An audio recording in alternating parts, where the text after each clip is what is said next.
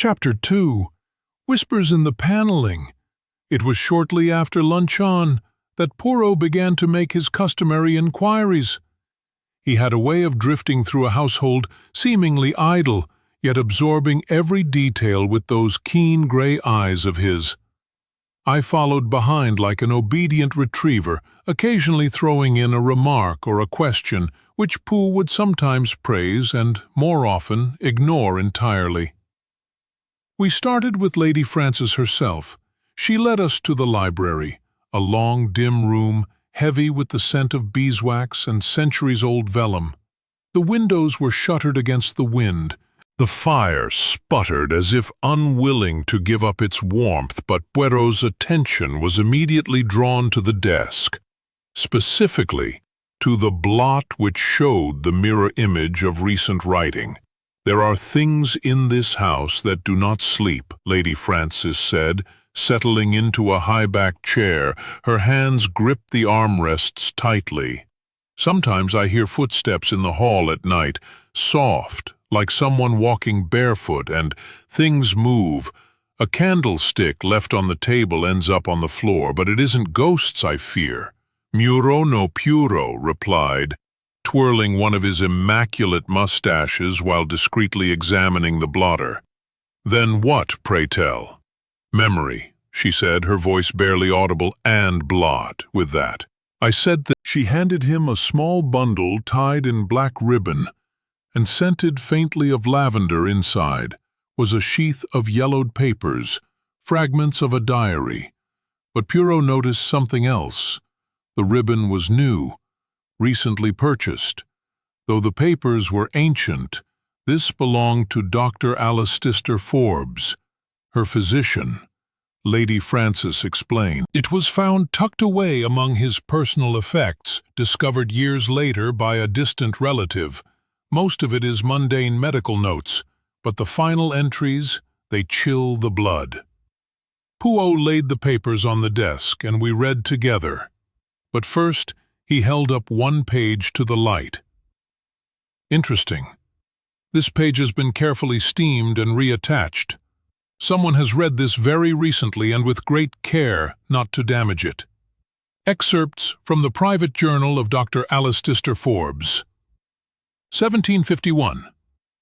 5 August. Lady Margaret Hume holds Linthill, now. A fine mind, a cold manner. Her brother Andrew returned from France, thin and sunken-eyed, speaking of liberty and Jacobite glory. But he is reckless. Their father changed his will after the '45 uprising. Margaret inherits all, not entailed. Andrew flies into rages. He says it is theft. She says it is justice.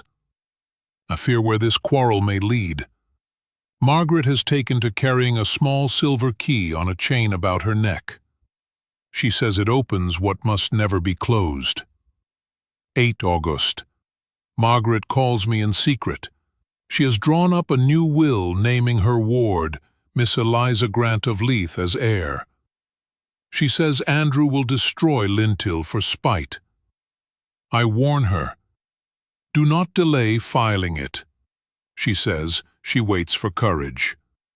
The key, she tells me, will ensure the truth survives, even if she does not look, where the light does not reach. She said she has given a duplicate key to her most trusted servant, old Thomas the coachman, with instructions to see it reaches Eliza, should anything happen. 13th August. Lady Margaret is dead. The silver key is gone from her neck. Andrew took it as she lay dying, but he does not know of the duplicate. Thomas has already spirited young Eliza away to safety, along with the key and certain letters. Andrew claims she fell, but I examined the body, the wound to her head. It came from above, not below. Someone struck her as she climbed the stairs, then pushed her down to make it appear an accident. I dare not speak this aloud, for Andrew has threatened my family, but I write it here in the hope that someday justice will find its voice. I shivered. That's awfully convenient, isn't it? A new will drawn up, and she's dead before it can be lodged. Poirot nodded gravely, but his eyes were fixed on the blotter and the brother. This Andrew Hume, what became of him? Lady Frances stood and moved to the window, her reflection ghostly in the glass, gone. Disappeared, the night of her death. Some said he fled to the continent, others claimed he drowned in the Eyemouth tide. His body was never found. Neither was the new will, but the key. She hesitated. There are rumors he fathered a child in France before returning a bastard son who took the Hume name to escape his debts. She turned back to us, her face etched with worry. But I think the will still exists, and someone, perhaps someone descended from that bastard line, does not wish it to be found. Poirot's eyes gleamed. Aha! A motive. N'est-ce pas? If the estate was wrongly inherited, and now a new generation fears exposure. He paused, studying the blotter more intently. Tell me, madame, have you been corresponding with anyone about this matter recently? Frances's composure faltered for just a moment. I know, only with you, of course. But Poirot had already deciphered the mirror writing on the blotter. I caught a glimpse of what he saw, fragments of letters including the words, "must be stopped," and before she realizes. Later that afternoon we were taken on a tour of the house by the butler, Mr. M. Loud, a tall, weathered man with a face like old oak and a manner as still as a churchyard. As we walked, I noticed his eyes constantly scanning the shadows, as if expecting something to emerge, but more tellingly, he carried a ring of keys that included one small silver key that looked far older than the others. He showed us the staircase where Lady Margaret had died. It was a sweeping oak structure with worn steps and a heavy iron balustrade. Poirot paused near the 13th step, the one that had been replaced. "There, Messiah?" Loud said, his voice dropping to a whisper. "That's where she was found, lying awkward-like, her head against the new post." Poirot crouched and examined the edge of the stair with his magnifying glass. He studied the 13th step carefully, then examined the area around it. "Curious," he said softly. "What is?" I asked. He gestured to a slight dip in the wood of the 13th step.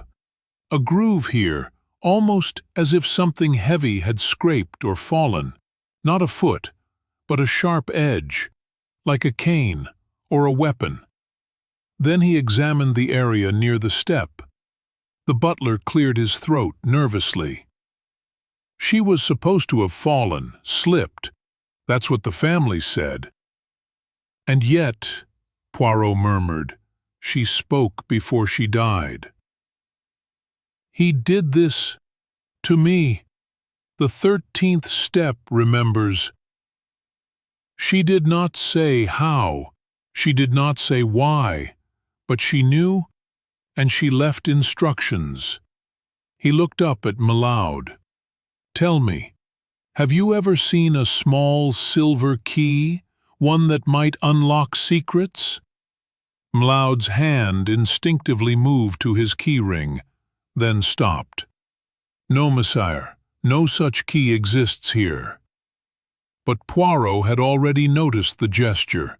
"Tell me, Loud, have any of the current residents ever claimed descent from Andrew Hume?" The butler stiffened, his knuckles whitening. Poirot said nothing more, but I could tell his mind was racing ahead of us both that evening as we prepared for dinner. Poirot requested a private word with Loud. They spoke in hushed tones near the servant's stair, and I caught only fragments. 40 years in this house, and things the family would rather forget. And most intriguingly, one of my ancestors served Lady Margaret. He saved what he could. When Poirot rejoined me, his expression was thoughtful. The butler knows more than he admits, Hastings, but fear keeps his tongue still.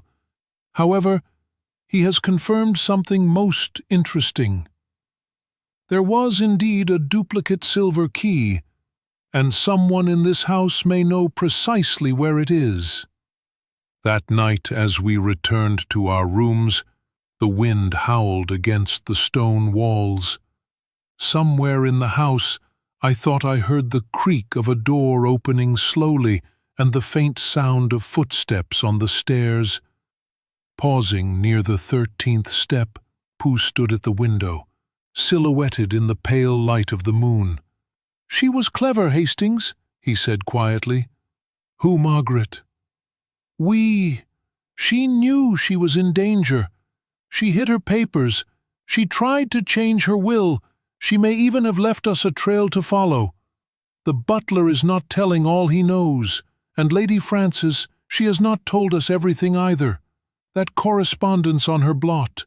She has been writing to someone about this matter, someone she fears. Do you believe there's a connection to the present?" Poirot turned from the window, eyes like polished steel. "But of course, mon ami, someone has waited too long to bury the past, and now the past has risen from the grave. Tomorrow we shall discover what secrets the 13th step truly remembers."